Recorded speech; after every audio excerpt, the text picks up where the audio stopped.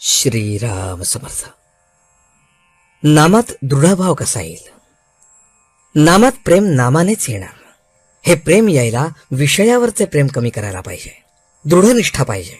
नामच तारेल, नामच सर्व काही करेल असा दृढभाव पाहिजे.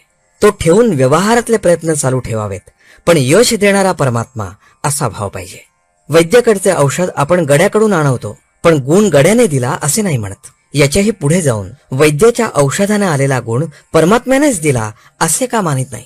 परमात्म्याला शरण जाणे म्हणजे परमात्मा आपला आहे, त्याच्या वाचून आपल्याला दुसरे कोणी नाही. आपण काही करीत नसून सर्व तोच आपल्या हिताकरता करतो आहे असा दृढ विश्वास ठेवणे.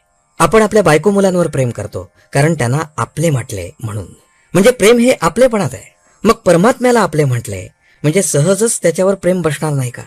दुसरे असे की भगवंत हा आपला जीवलग सखा आहे, तो सर्व काही आपल्या हिताकरताच करतो आहे असा विश्वास धरल्यावर काळजीला तरी जागा कुठे उरली?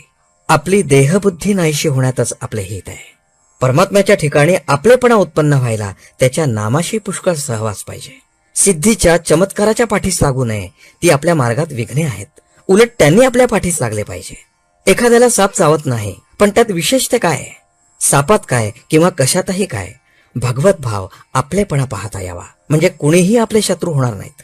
आई आपल्या जवळ आहे या भावनेने मूल जसे निर्भय असते, तसे भगवंत आपल्यापाशी आहे या भावनेने आपण निर्धास्त व्हावे. आपल्याला ज्या गावाला जायचे आहे त्या गावाची गाडी आली की नाही एवढे पाहावे. गाडीत कोण भेटतो याला फारसे महत्व नाही. समजा गाडीत आपल्याला कोणीच भेटले नाही तर आपण स्वस्थ झोप घेत आपल्या गावी जातो. त्याप्रमाणे आपण आपले साधन करावे. सृष्टीची तत्वे किती आहेत वगैरेच्या भानगडीत पडू नये, त्याचा निकाल कधीच लागायचा नाही. शंका गेल्याशिवाय नाम स्थिरच होत नाही हे लक्षात ठेवावे. देहबुद्धी जोपर्यंत आहे तोपर्यंत नामाचे महत्व कळणार नाही. आपला उद्धार व्हावा असे वाटत असेल तर नामस्मरण सोडू नये. आजचे बोधवचन. परमात्मा जसा निरुपाधिक आहे तसे नामही निरुपाधिक आहे. जानकी जीवन स्मरण. जय जय राम.